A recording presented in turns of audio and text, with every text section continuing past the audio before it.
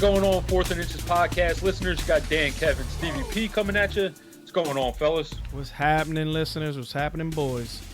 What's going on, everybody? What's going on? So today we're going to, of course, get into the news over the past couple days. We're going to talk about a podcast league draft, a little slow draft that we've been doing, and just go over a couple of the teams and we're also going to get into a segment called Chutes and Ladders, where we talk about, risers, guys in the draft that are rising and falling. But first, don't forget to check us out on our website at www.fourthandinchesff.com. That's www.4thandinchesff.com for a bunch of content. You got articles, blogs, player profiles, and you can subscribe to our draft guide, which features the decision maker, which is a tiered out guideline for 3 different drafting styles. You got one for your risky drafter, one for your conservative drafter, and then you got the tweener, which is basically a mix of both.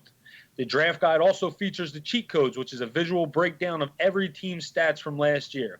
It's a great tool to prepare for your drafts, and it's the same tool we use to give you information on the podcast. So check that out, and also look for us on the Fantasy Life app. We'll be doing start-sit questions throughout the year, and we're looking into doing a keeper question segment before the year starts as well. And if you're listening, don't forget to hit that subscribe button and give us a 5-star rating. We've also partnered with FantasyGo.com.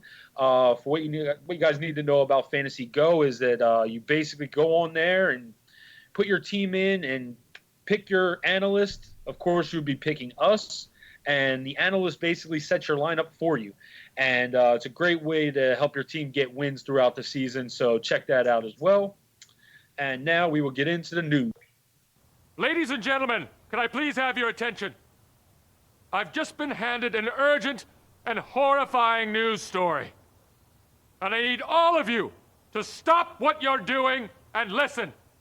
All right, so first things first, I think we have to get into Antonio Brown. Of course, we've known about his foot issue. Now he's saying he will not play if he cannot wear his old helmet.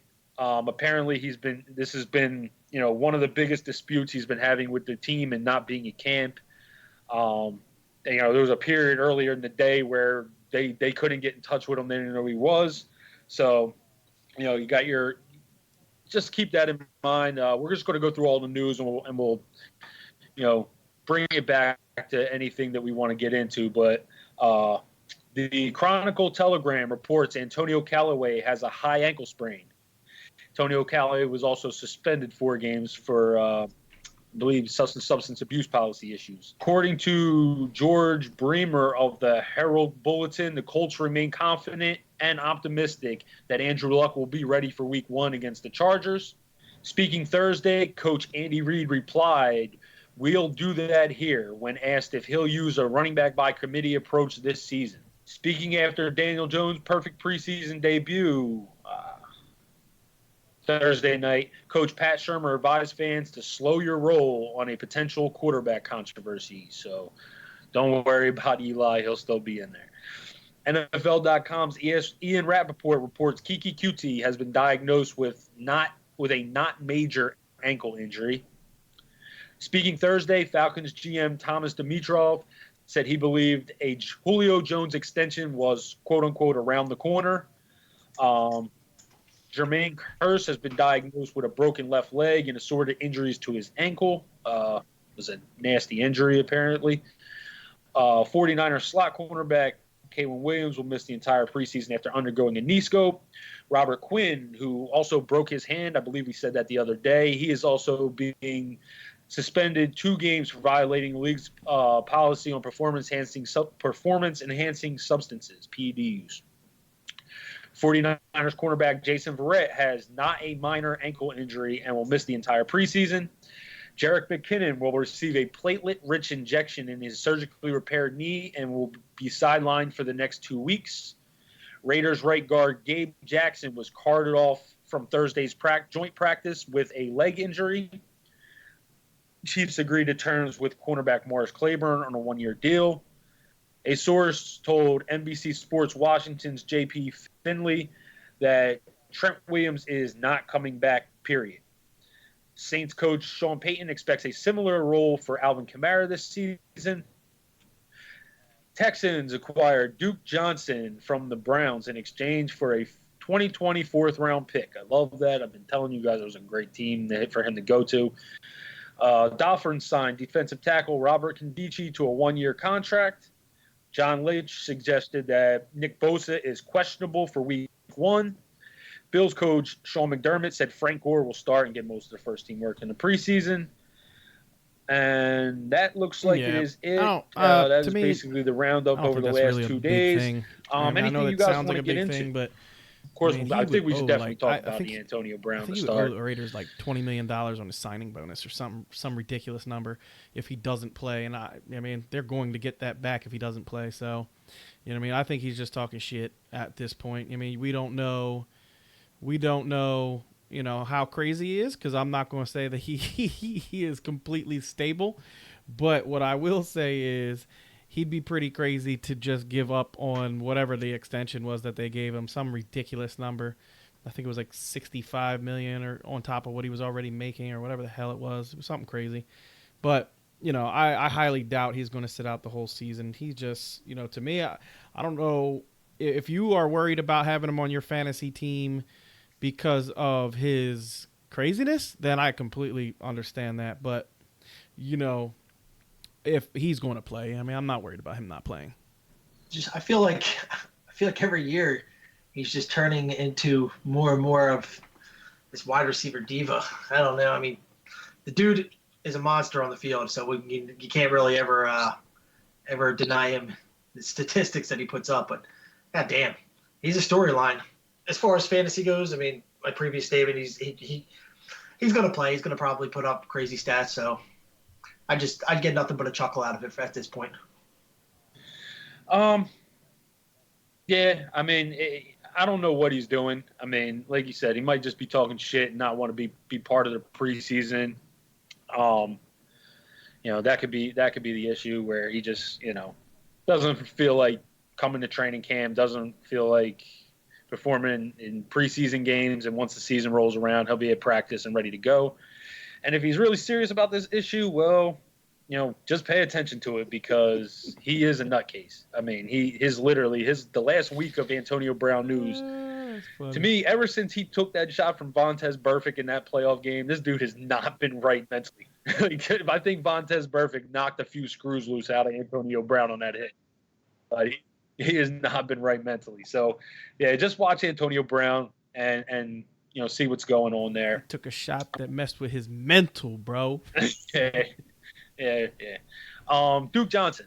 You know, Steve, you've been basically drafting Duke Johnson, I think, in most of the mock drafts that I've been doing with you, especially PPR mock drafts. I've been saying that I loved Duke Johnson to the Texans. I thought that would be with keeping Deontay Foreman and getting rid of Lamar Miller. I thought that would have been a good pair with Foreman and Duke Johnson, but apparently, you know, Foreman just wasn't cutting the cheese there, so they had to kick him to the curb, and now you got Duke and Lamar Miller. Talk about the fit for Duke Johnson and what that does for his fantasy. Yeah, that to me, that's like you said, that's a great place for him to go. You know, that is something that we, you know, we're really excited, you know, really talking about how excited we would be if he went there, and he went to where we wanted. You know, we know Lamar Miller is not a pass catching back. You know, I know they were saying this offseason they wanted to try to give him some more, you know, of the passing game work. But now that you have Duke Johnson back there, now you don't need him to do a lot of that pass catching. And unlike the Cleveland Browns last year, who barely used him, you know, and we all just kept saying, please just throw this dude the ball, like get him some more work. I think with the Texans, especially if QT doesn't get back in time for the season, I think he is going to be used a lot in the passing game. And you know, I love that he's there. You know, for me, I'm still taking him in the later rounds, because, you know, I did a couple of mocks today that he was still going pretty late. I mean, he might have moved up a round, but, you know, to me, if they're going to give him, you know, let's say 75 targets this year, you know, he could be productive, because you know, I definitely think they still will use him a little bit in the run game too. So I like that. I like that he went to the Texans. Yeah, it's a great pickup for them. He's instant production in a spot that they were probably going to be lacking on. Um, and in just a limited role last year, he had almost 500 receiving yards. So I mean, the dude knows, he knows he knows what to do when he gets the ball in his hands out of the backfield. He's one of the better guys in the league at that. And he's been, fortunate that where he hasn't been able to showcase it as much as he's wanted to. And now I think he'll be able to. He'll definitely be the third down back. I agree with you, Steve. I think he's actually going to take more of the carries than what people are expect. I think he's going to have a good year. I mean, he'll climb as it gets closer to the season. He'll definitely climb because right now it's just kind of solid. It just happened yesterday. So as it gets closer to the season, more and more people are going to raise him on their ADP. So get him if you got any drafts, get him now because he's definitely climbing. Yeah, I think that is like kind of a figment of a figment. Damn, what's the word I'm looking for? Figment, I'm guessing is I don't know if the figment is necessarily the right word to use, but it's kind of like because the ADPs haven't necessarily changed yet and the rankings for everybody haven't changed yet, you get into that 11th round, 12th round, and all of a sudden snap, Duke Johnson's still there. He just got traded. And that's really why his ADP isn't really crazy jumping. It will start to jump as, analysts on, the different drafting websites start to update their rankings and, his name starts to get up there because I think, people didn't know what to expect with him at the Browns. I think going to the Texans, people know that, he's going to be the receiving back. They're going to, use Lamar Miller strictly for rushing and, be it as it may. The other piece of news I think we need to talk about is I don't think we need to talk about it right now because I want to save that for our later segment, but is the Kansas City Chiefs running back situation.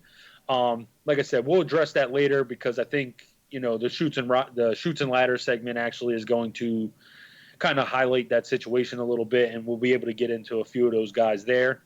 With that being said, any other news articles you want to talk about? No, I'm good. Yeah, no, I think we're good. All right, so let's get into the slow draft that we've been doing with with some of our listeners. And Steve, why don't you go ahead, call out the listeners by name, talk about the team, and talk about the different names that are in it, and then we'll get into the round by round. Yeah. So I will do team names, and if you don't have a team name to your team, I will just say, your name on the podcast. So obviously it's, 4th and Inches FF. That's me, Stevie P. Then you got Kev Love 33. That's Kev. And then you got D Plata. That's Dan. So those are us 3 guys in the podcast league. Then you got Captain Spaulding. You got Aquaman 90. You got Get Your Popcorn Ready. You got KM Feaster 12. You got C Green 17. D Rose 523. MJA 4. Then you got Mercury Dylan. And then Melina J.A. She actually it's actually dangerous. Yeah, dangerous, I guess. And Mercury Dylan. Is Ryan of Rivia. So we are going to go down the draft list and we'll talk about some of the players. So KM Feaster started off the draft with Saquon Barkley, Kerryon Johnson, T.Y. Hilton. Like that start. So who went next? Melina J.A. Yeah, Melina J.A. went Christian McCaffrey, Keenan Allen, Adam Thielen, and Dan went at Alvin Kamara, Antonio Brown, Leonard Fournette. And Dan has been taking Leonard Fournette everywhere.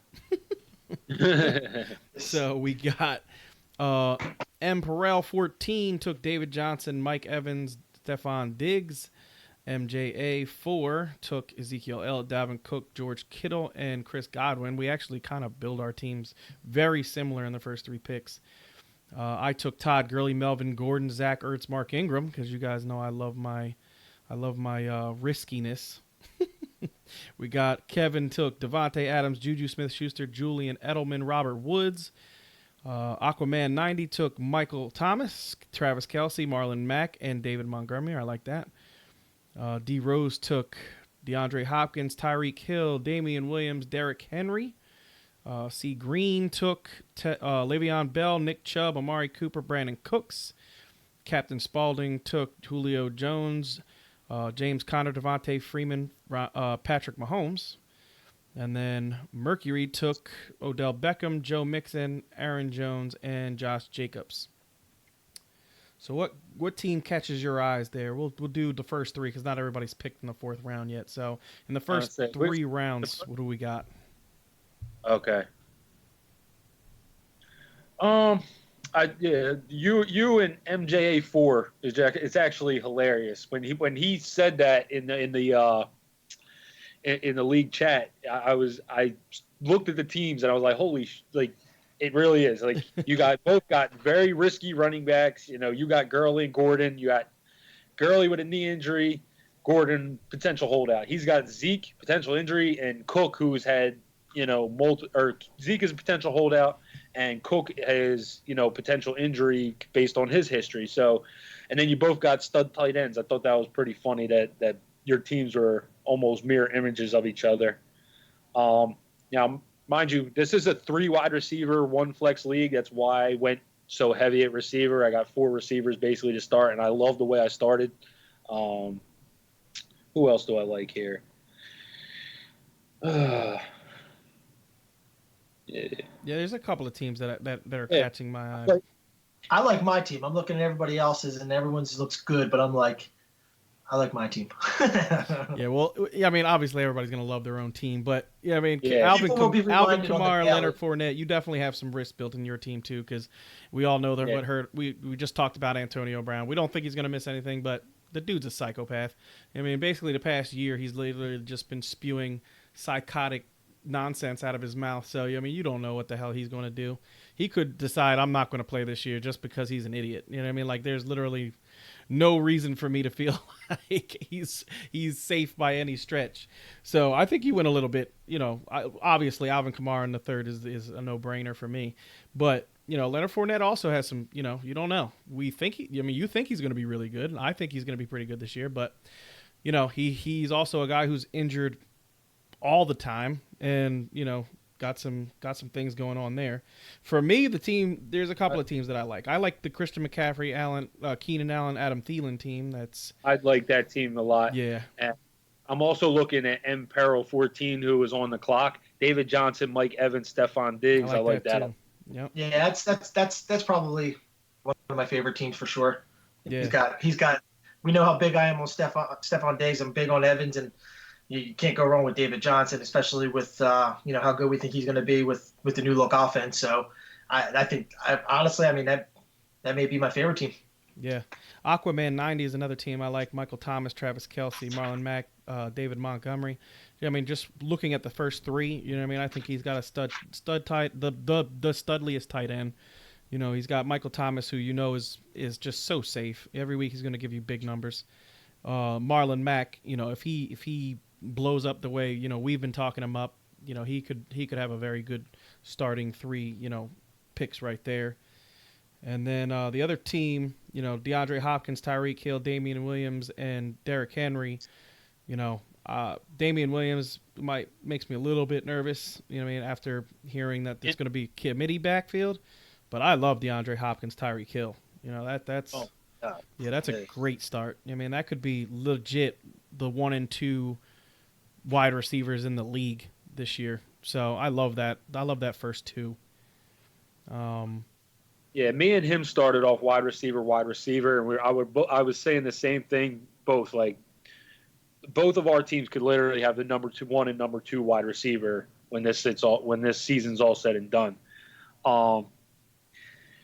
C. Green with Le'Veon, Chubb, Cooper, and Cooks. That's just not a team you can tell I'm very high on. Yeah, I think we all said our piece about a lot of these players. I mean, you don't like Amari Cooper. I mean, you've said it 1,000 times, Kev. I like Seagreen's team because I'm big on Cooper.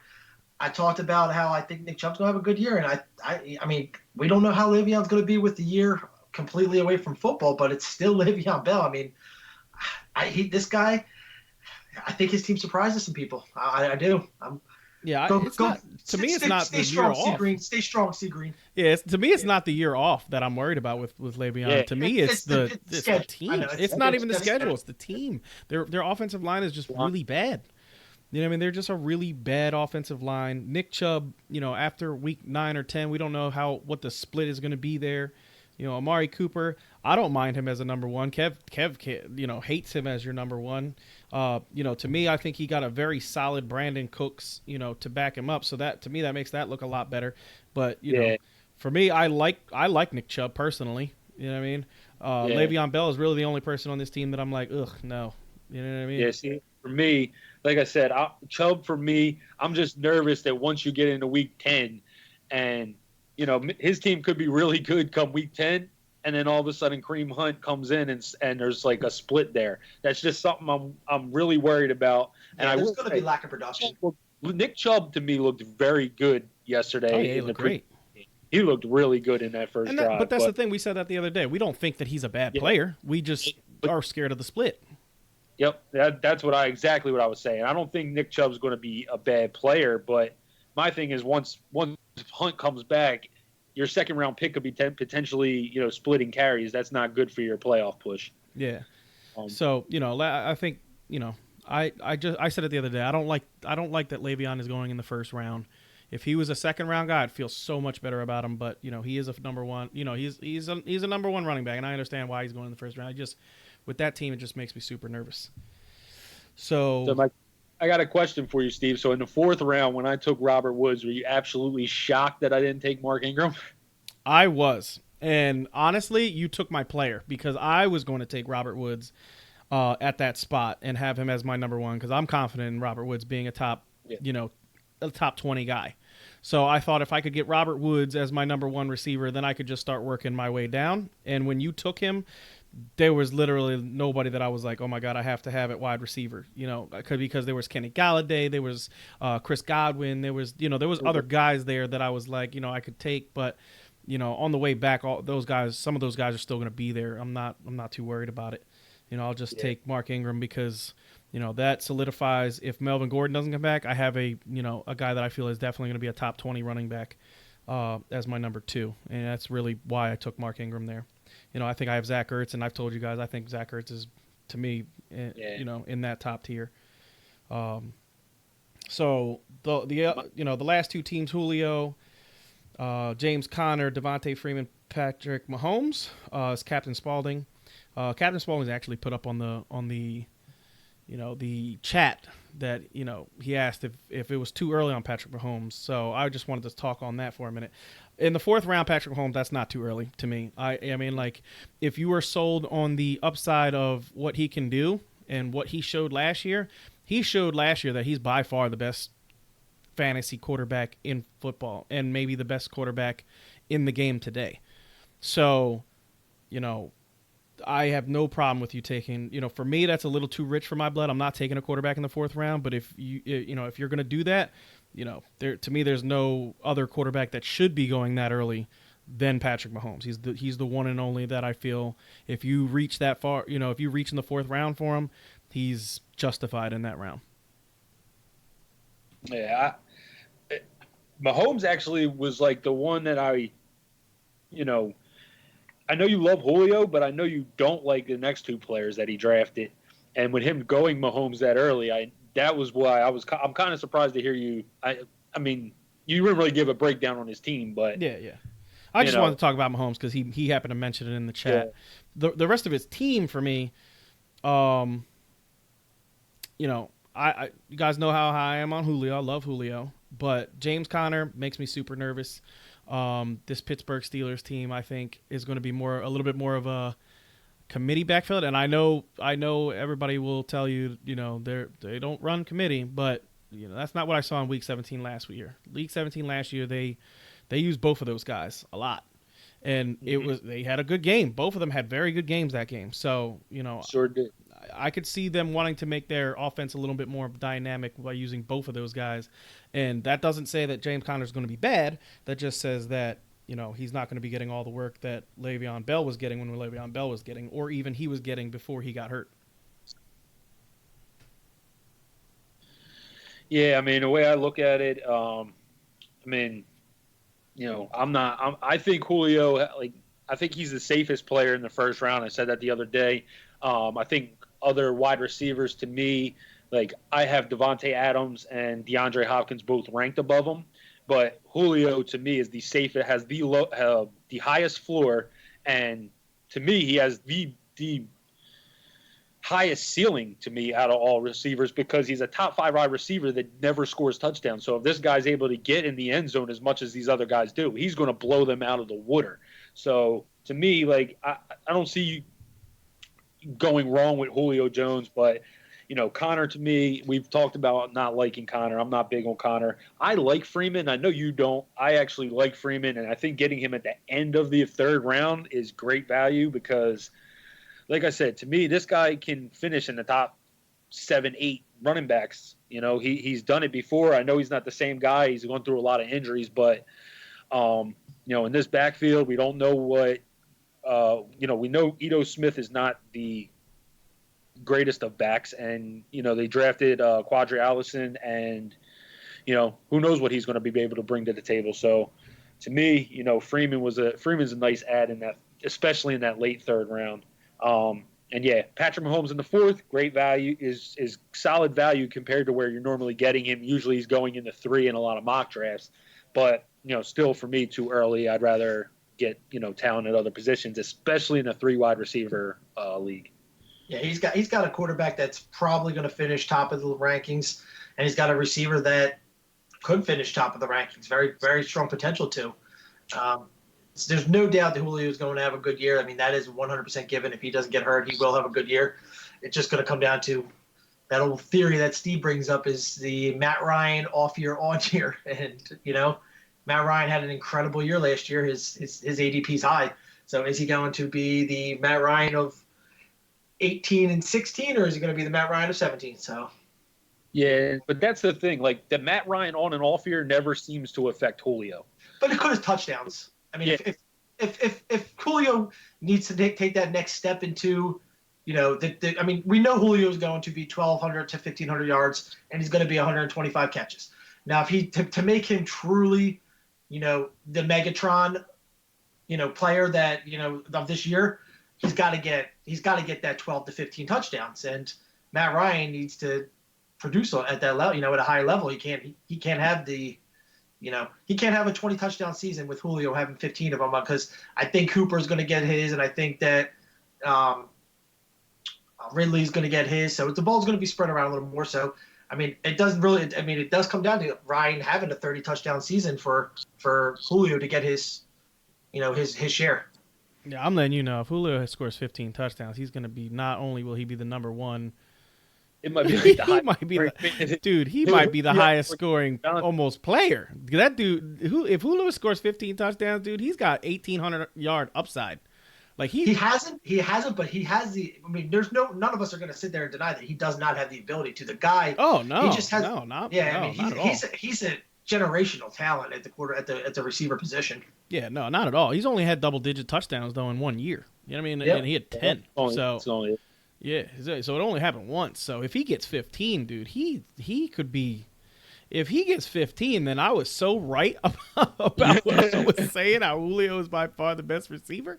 I mean, in real life football, to me is not close. Julio is the best wide receiver in football, and I don't think that's close. He's the hardest to guard.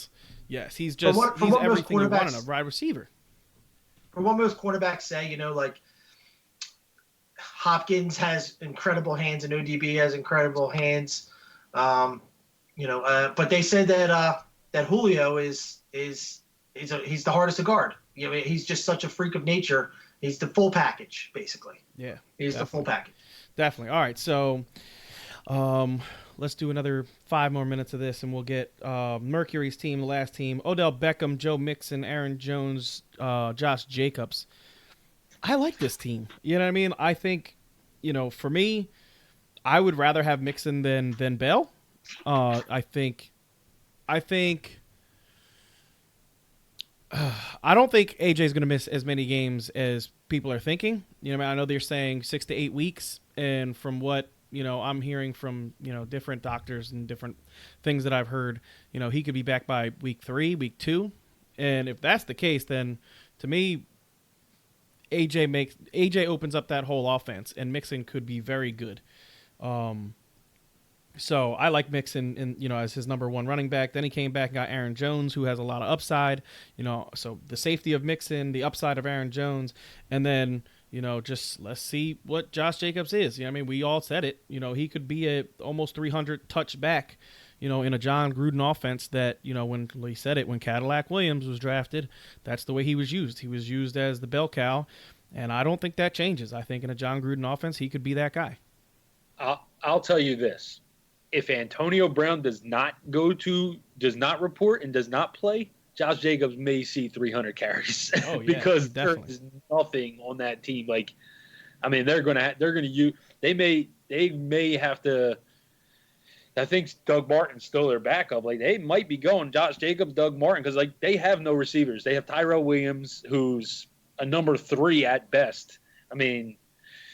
The Raiders' offense could get ugly if Antonio Brown does not show up and just decides not to play seriously because, Dude, he can easily see 300 touches if that's the case. If Antonio Brown says that because he can catch the ball to the backfield. If you watched him in Alabama, the dude can catch. You know what I mean? He has a very smooth, running style. He also has a very smooth catching style. You don't see him, letting the ball hit his chest very often. It hits his hands and he brings it in. So he could definitely 100% see 300 touches if there is no Antonio. That's for damn sure.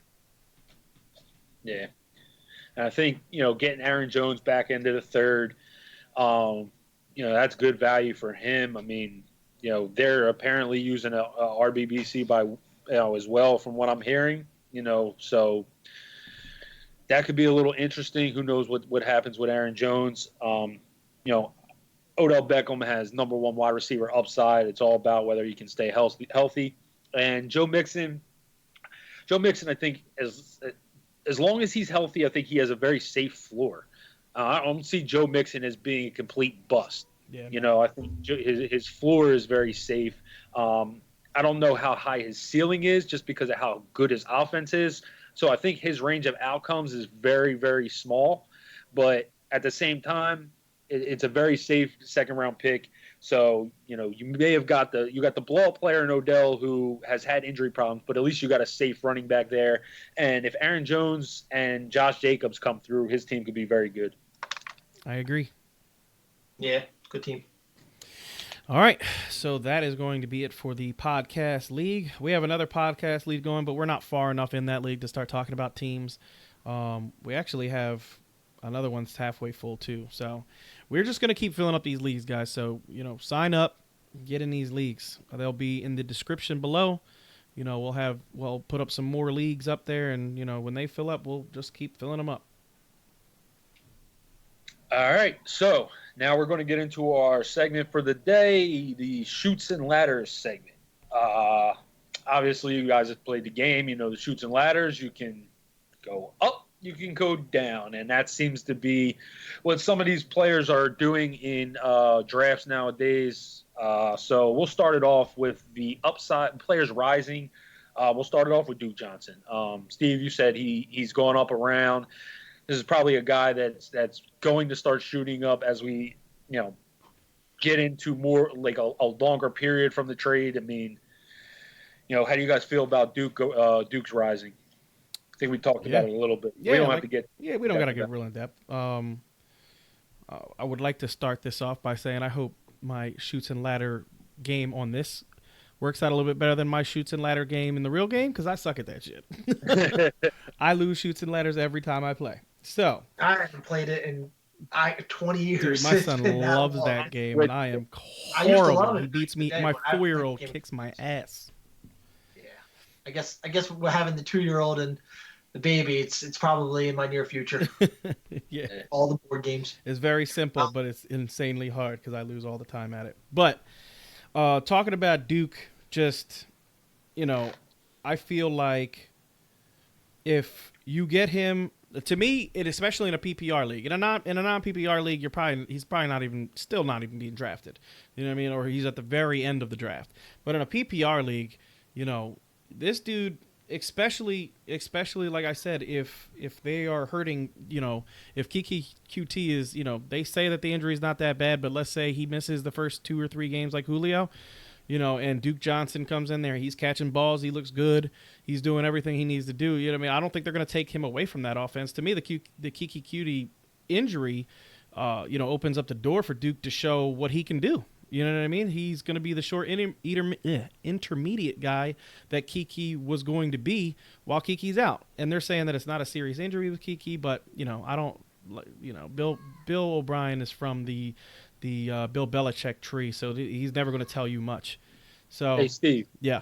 While we're talking about Kiki right now, can we just talk about how big of an idiot their coaching staff must have been to keep this guy in the game in the second quarter? That made no sense. We texted back and forth about that yesterday. It just.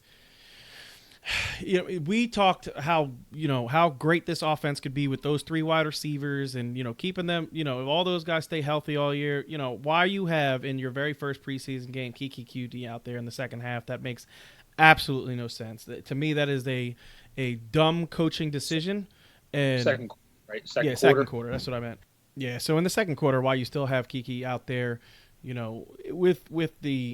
with his injury history, it makes no sense. But I never claimed Bill O'Brien was very smart. We all talked about Bill O'Brien a couple weeks ago when we talked about the Texans in our our breakdowns. And I don't know. That was just a really stupid thing to do. And Bill O'Brien is not long for head coaching if he's going to make decisions like that all year. Now, the only thing I could possibly play devil's advocate is that maybe he thinks that Kuti didn't get enough playtime last year. He wants to get him a little more acclimated, a little extra time, rather, because obviously Hopkins and even before had played too much, but being the third guy, maybe he wants to get him a little more playtime. But I think week 1, you need to just evaluate, your 50 to 100 guy, your roster 50 to 100, so you can make your cuts. And there's no doubt that Kuti's going to be on the team. So that's.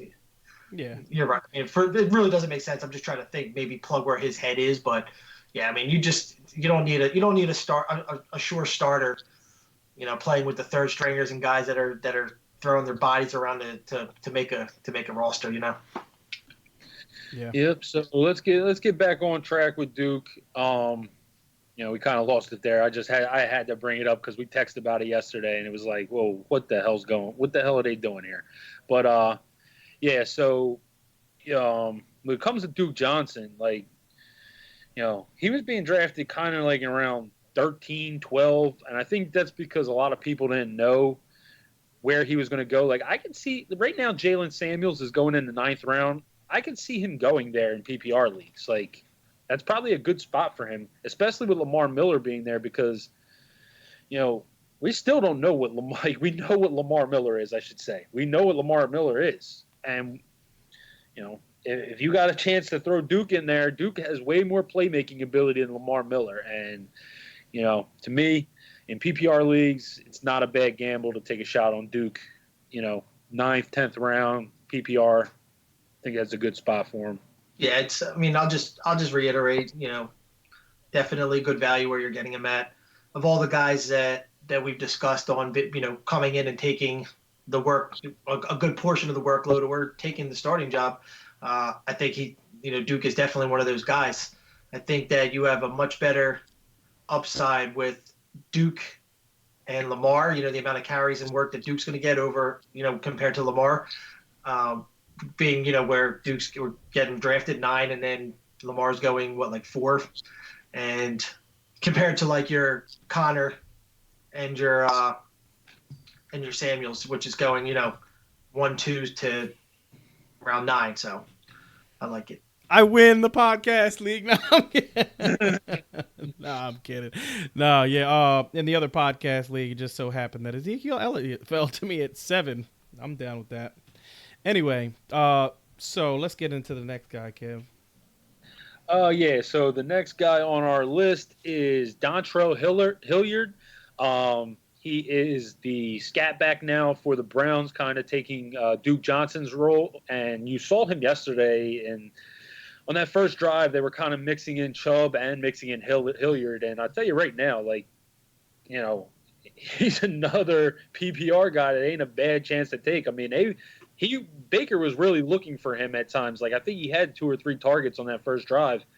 Talk about Dontrell Hilliard, and you know, he's a guy that could possibly be shooting up draft boards because he got a lot of looks on that first drive. Yeah, he looked really, really quick. I mean, honestly, I don't remember him last year in the preseason. They were saying, or last year, you know, playing. I don't remember even seeing him. So they were saying, you know, during the broadcast, if you were listening, they were kind of saying that, you know, they really like him in camp and how, you know, he's been showing up and doing everything that the coaches wanted to see out of him, you know, this year. And for me, I definitely think I might take a shot on him in the late rounds. If they are going to, you know, move that offense, though that first drive was impressive. The way they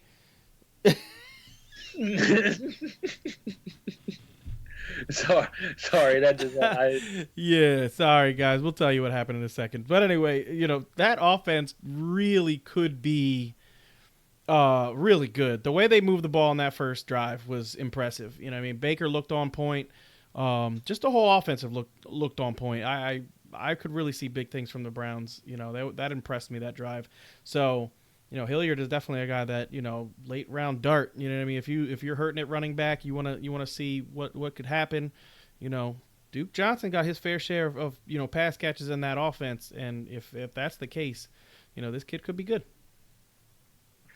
Yeah, I mean, I'm definitely curious to see over the next couple of weeks, you know, who they start to use more. You know, with the first team, it's going to be a lot of balls to go around, pretty much, because this offense they're going to be good. That's for sure. Baker's a winner, and they got stars all over the place. So, someone, you know, Kareem has to rise to the top, and someone else is going to, you know, there's going to be other names on that offense that we probably don't know about that is going to show up, and Hilliard could be one. So, keep an eye out for him. I mean, as of right now, is he being drafted? I don't think he's being drafted right now, right? But 15 and 16. I haven't seen him being drafted. Yeah, I haven't seen him in any of my drop mocks either. But he's just right now. He's like the hottest name on the pickup wire, I think, for dynasty leagues and for I guess leagues that have already drafted. But yeah, he's probably going to be a guy that starts hitting, you know, the later rounds as a good PPR pickup. And it's the thing, guys, like just remember this, keep this in mind. When you're in the later rounds and you're starting to think, you know, we tell you, I think all of us have kind of reiterated that, you know, in the late rounds, you want to be taking flyers on guys, you know, that you think that have, you know, blow up potential, or guys that are going to be highly used in good offenses. To me, this is a guy that could be used in a good offense. You know what I mean? So take him late and see what happens. You know what I mean? I want pieces of good offenses, and the Browns sure as hell look like they're going to be a good offense. Yeah. All right. So really quick, what just happened? All right, Zeke. Steve told you got Zeke at pick 7. You know, everybody knows how high Steve is on Gurley, and of course, I just sniped him. We do the podcast on Skype, guys, and I'm literally giving Steve the finger, like right back at you. So yeah, we are actually. Now that you mentioned that we're doing the podcast on Skype, starting next Friday. We are going to start doing video podcasts every Friday. So our podcast will have you'll hear us talking. We'll have the same podcast twice. So if you would rather watch us, you know, on YouTube, just go to YouTube, you know, do the same thing. 4th and Inches Fantasy Football on YouTube. It'll pull it right up, and you'll actually be able to see us doing the podcast on YouTube. All right, so the next. All right, so we're going to get into 2 guys now, and this is going to be the one up and one down. We're going to get into our down now as well. But the first up guy is Darrell Williams, and the down guy is Damian Williams. So the Williamses are going to be talked about right now, and this is what I was talking about earlier where I didn't really want to get into the Kansas City situation because I felt like we should save it for here. We're in the middle of doing this slow draft, and Damian Williams went in the back half of the third round. This is a guy going in the middle of the second yesterday. Mm-hmm. I mean, Andy Reid saying this literally changed Damian Williams' draft spot by a whole round.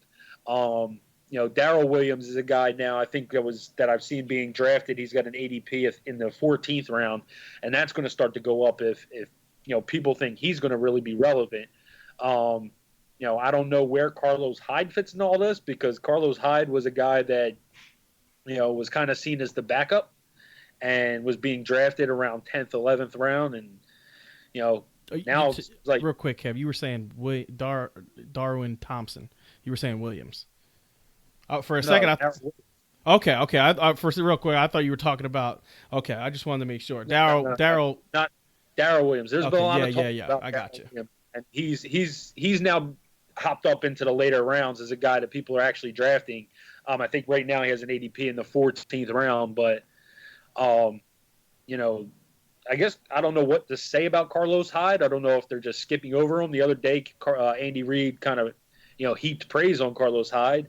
And now there's another backup that seems like he could potentially get more of the workload. So how do you feel about this Kansas City running back situation? Let's start by talking about Damian Williams, because he's the supposed starter, and it's not looking good for his draft stock right now. Yeah, it's, I think we all kind of talked about it, that we thought he had supreme upside, but we were all skeptical about, him being able to hold up to a heavy workload. To me, I think he hasn't practiced at all in the training camp, which he came back to practice the other day. Yeah, but he was limited on the sideline. They was doing drills and stuff. He wasn't actually in practice full. And Andy Reid, he seemed pretty pissed off the other day. It's very, very rare that you see Andy Reid get flustered by a question. You'll see him get red and he'll just be like, I got to do a better job. But the other day, he didn't say I had to do a better job. He said, it's frustrating not to have my guy out there, basically. You know what I mean, is what he said. So to me, it's if I'm going to make you my bell cow, or make you the guy that I run the run game through in an Andy Reid offense, I want to know that you're going to be out there and really ready to participate. You know what I mean? And he hasn't been that. So, you got Carlos Hyde looked actually pretty good the other day. I was watching some of training camp over in Kansas City on NFL Network. They let you, watch some of the training camp practices and stuff. And Carlos Williams looked like he was in there a lot to me. Carlos Hyde, yeah. Carlos Hyde looked like he was in there a lot to me. So, Damian Williams at this point, he hasn't dropped yet, because it's only been, one day since we hear this news. But I wouldn't be surprised if we start seeing him go into the third, mid third, late third round because of this news.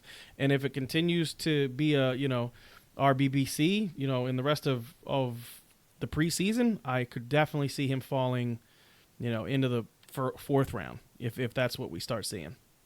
Yeah, he was drafted end of the third round in our league. So who knows if it's the start of something, but for me, just start piling those Kansas City receivers, because that's the one spot on Kansas City that I think you really can't go wrong with. Because our last podcast, when we did the guys that we were, the 5 guys that we were really high on that could make a team, and the 5 guys that we were low on that could break a team. I had Damian Williams on my list in the middle there, and I think this guy's going to continue to drop. I've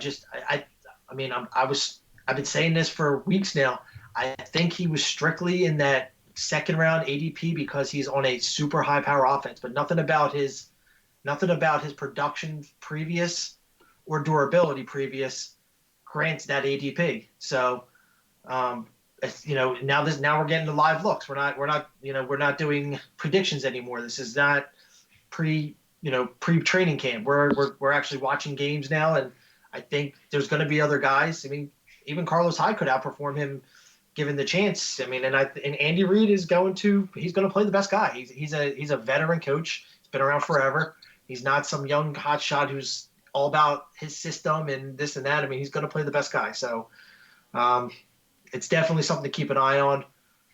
And I wasn't high on Damian Williams. I have not drafted him in any of my mock drafts. I had like other guys that I think are much better values at that spot, and I'll continue to stick to my guns on that. Unless he does drop into the 4th or 5th round, and in which case I would probably throw a dart there because I think he will see the field for a good portion. But I don't, like I said, I don't like him in the 2nd. But I mean, if he starts going in the 4th or 5th, and you got other names in there that aren't going to be in a Kansas City offense, then that's, I would probably reconsider. Yeah, I think it's pretty hilarious because like we've been talking about Damian Williams a lot. If you remember, we've kind of been mocking ESPN because on ESPN like in ESPN's rankings, and they're doing the ESPN mock drafts, you can get Damian Williams in the 4th round 2 weeks ago, and we were like, that's never going to happen in a real season. You're not getting Damian Williams in the 4th round. Guess what? Now, like, to me, he could potentially enter that Philip Lindsay territory where he is in the 4th round. Like, that almost could be the situation that they go with in Kansas City, is similar to Philip Lindsay, Royce Freeman situation. And, I still think he would be a good, 4th round pick just because that offense is so high powered. But, you definitely don't want to be, getting Damian Williams in the middle of the 2nd, early 3rd round, with the potential that this guy could be splitting work as soon as the season starts. I mean, hopefully he gets back healthy and Andy Reid just gives him the job, but he didn't sound too confident that they were just going with a one-back system. So yeah, I'm definitely curious to see, tomorrow's preseason game. I mean, Bengals Chiefs, just to see, obviously, Damian is not going to play, but I want to see if there's a switch out between Carlos Hyde and Darrell Williams, or if there's, even if, Darwin Thompson comes in as the pass catching guy, just to see kind of like what that rotation is with the first team offense. If, Damian Williams is not there, just to see if that's what they're looking at, to see how that rotation is going to look, who's going to be there in the passing downs, and if, Hyde is going to get a lot of the first team work. So that 1st, 2nd drive, if they keep those guys in there, I'm definitely interested to see that.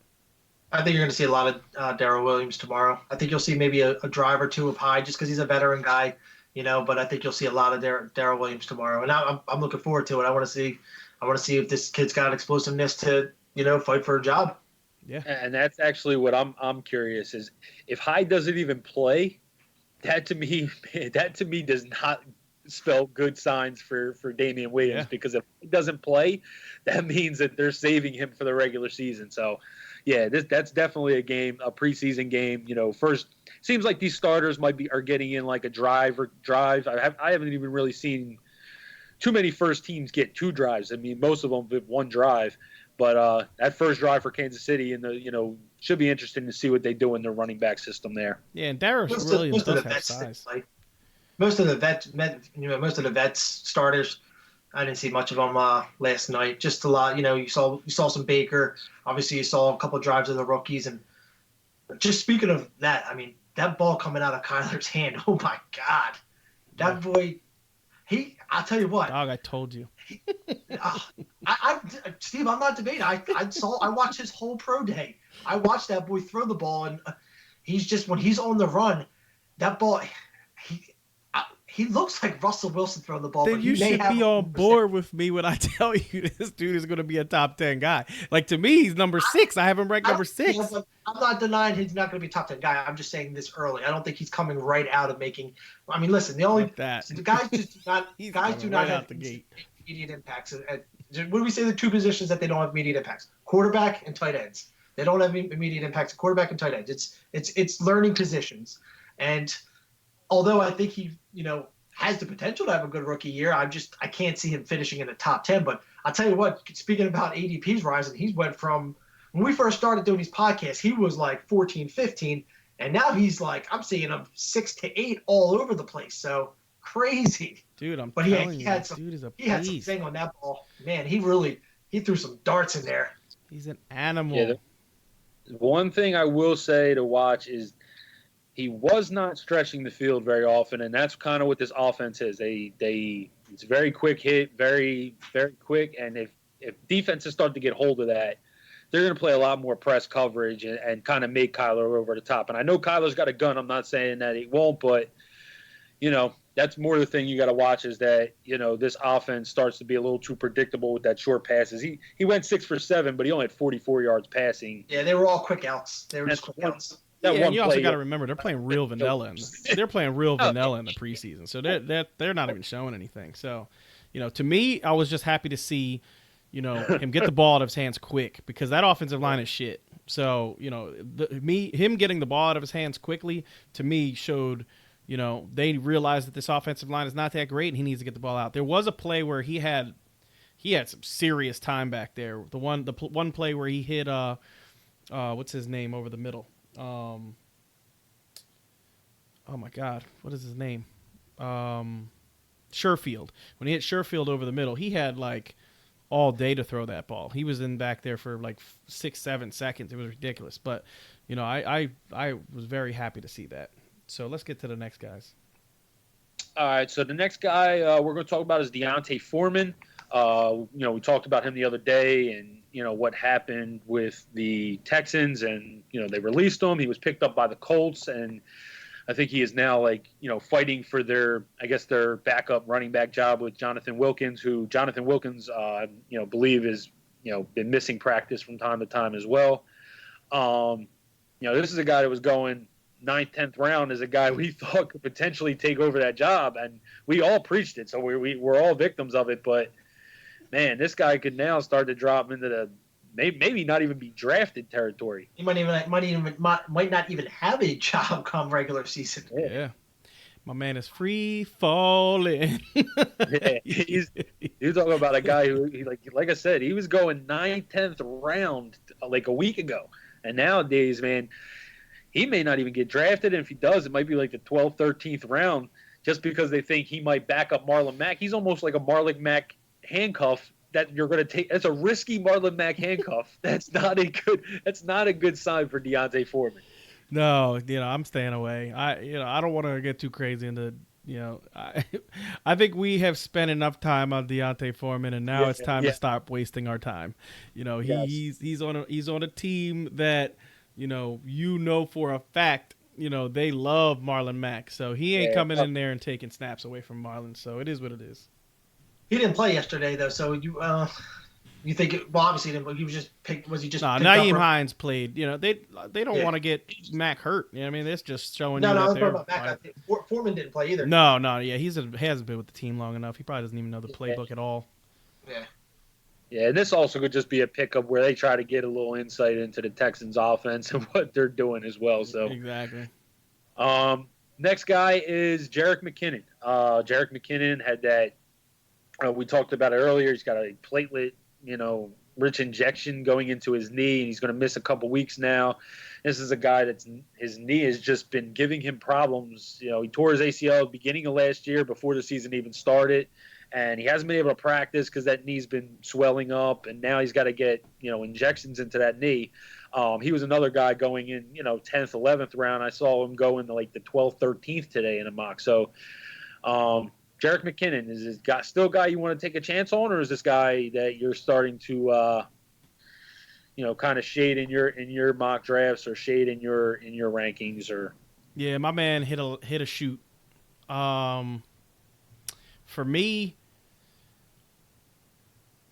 For me, I was a little bit nervous, because we've talked about this. Guys with, ACL injuries, have hamstring issues and things like that. So they make me nervous the year coming back off of that injury.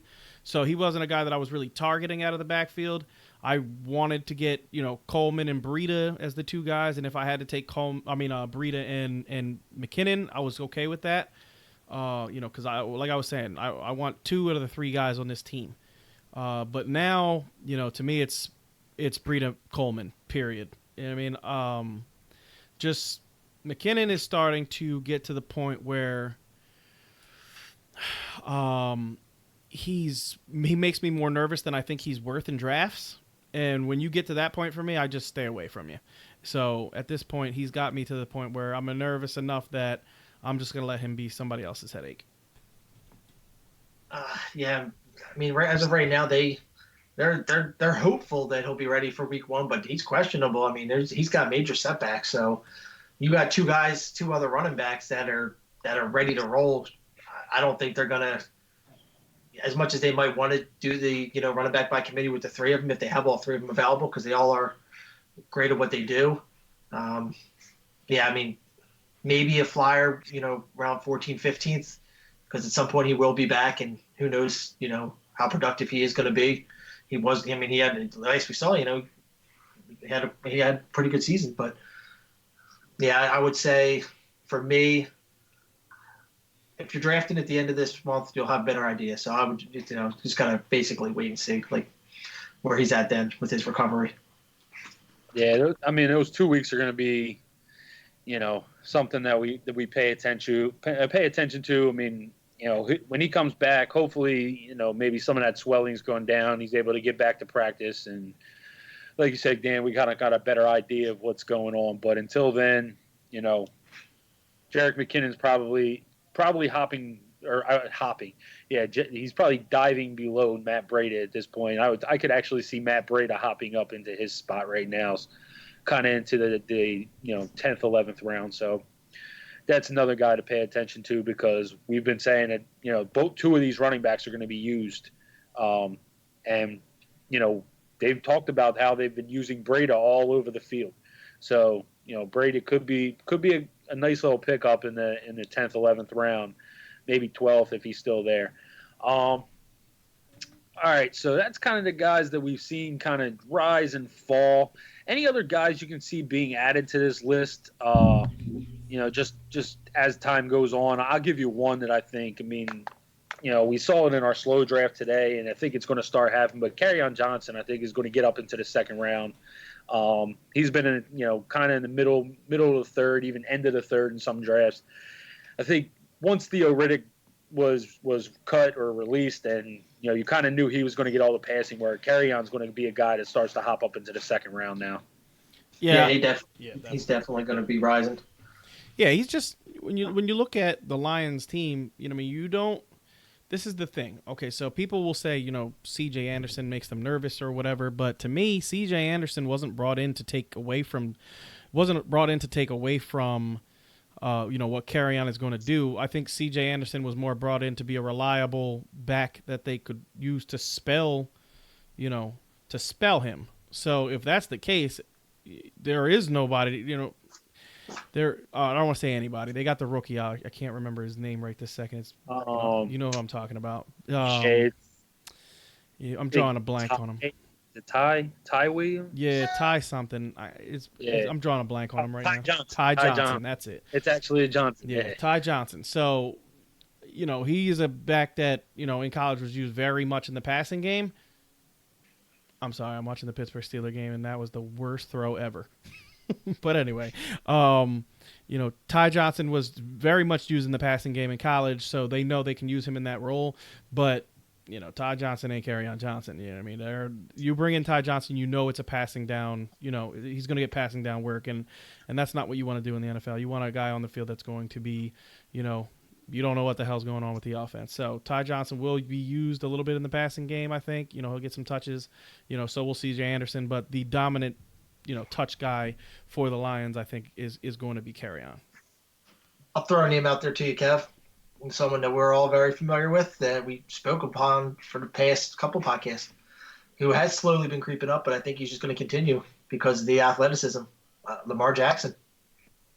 I think I've seen him climbing. He went from he went from mid-20s to now he's in the teens, and he's just, I don't know if he probably won't reach that top 12 tier, but he will be backups on everybody's team, and who knows? I mean, I don't know if everyone in the world read Steve's article, but it's just I have seen him. When I was doing early mocks, he wasn't even being drafted as a backup on anybody's team, and he is now being drafted as a backup on everybody's team. And I know Kev wanted him as his starter on our mock draft that we did live on the podcast the other day. So he is definitely a name that is climbing for sure. Yeah, he just has so much upside, dude. It's just if he stays healthy for all 16 games, the sky's the limit on what he's going to do. And if you watch that offense play yesterday, he looked like he was winging that ball yesterday. He was on fire yesterday. He wasn't running at all. He didn't take off at all. He was settled in the pocket, just making accurate throws. So, and that's another thing. I mean, the more he shows that in preseason and people start paying attention to it, settle down. It could get interesting. Yeah, it's definitely it's the sky's the limit, man. He's super dynamic, and I can't wait to see that Ravens offense this year. Yeah, he's definitely a guy. He's definitely a guy I think is going to climb up draft boards. I don't know if he reaches starter for people, but if you're waiting on quarterback, I think Lamar Jackson is a great risk to take. And like I said before, if you can kind of pair him with a Big Ben. What's that? Like a Big Ben or a Phillip Rivers? And I mean, some people are drafting Big Ben as starters. Rivers, I think, is a good one. And you know what's crazy? I actually heard a theory the other day where if you draft Drew Brees of obviously in home games is just unbelievable. And his schedule coincides really well with Lamar Jackson's schedule, relating to home games, Drew Brees home games, and then good matchups for Lamar Jackson. So you could go Drew Brees and Lamar Jackson, start Drew Brees in his home games, and then go Lamar Jackson. Like I've actually heard that was a pretty good theory, but I wouldn't be drafting a second quarterback, me personally, if I got Drew Brees, but that I've heard is a pretty good theory. Steve, you got a name? Oh man, I don't want to sound like a homer, but from what I saw yesterday, Josh Allen looked good too, man. You know what I mean? Josh Allen looked good, and the guy that I did not think, and I'm bringing up Josh Allen, but the guy I want to talk about was Zay Jones. Zay Jones looked really good yesterday. I was really surprised, and you guys know I was not high on Zay this year. I was telling you not to draft him, but if they're going to use Zay the way they used Zay Jones yesterday, he was looking for him, dude. He was. You could. I didn't think this is even possible because the way Zay was looking at some points of last season, but Zay Jones, I definitely can see starting to raise up draft boards within the next 2 games. If he continues to look the way he did yesterday, he was getting open. He looked good. I was pleasantly surprised with what Zay looked like yesterday, and I could definitely see him moving up draft boards. Yeah, I think I gotta watch some. I still gotta watch some of the games. I didn't get into the Buffalo Bills game too much, but I am interested in seeing Josh Allen just because we've had debates on Josh Allen in the previous podcasts, and Steve's got him at like 8. I got him at like 23, so I had him at 10. 10. Okay, so we even and still, I moved him down since then, but okay, yeah, we're still a good 10 spots difference on Josh Allen. So it was kind of a fun debate, in just an interesting way. We're gonna check this out, but I think that's pretty much it for today's podcast, guys. You guys anybody else we want to talk about? No, I'm good for tonight. No, yeah, I think we got into everybody that we wanted to hit on. All right, so that is it for tonight's podcast. But don't forget to check us out on our website at www.fourthandinchesff.com. Ooh, I'm on the clock, guys, on our mock. in our league, draft. In our actually draft. Listener league. He just took M Peril 14, took Philip Lindsay, so now I'm up, and I would like a wide receiver, and want to take Holiday. Just Boom. Throwing it up. All right, with that being said. So is www.4THNINCHESFF.com. For a bunch of content, you got articles, blogs, player profiles, and of course you can subscribe to our draft guide and be on the lookout for, our podcast leagues because, we have them open and we're going to be filling them up. We already got 2 filled up and we're halfway done a third. So, you can test your knowledge against us when it comes to these fantasy drafts and, see where you lie. And until next time, peace out, guys. Peace. Peace.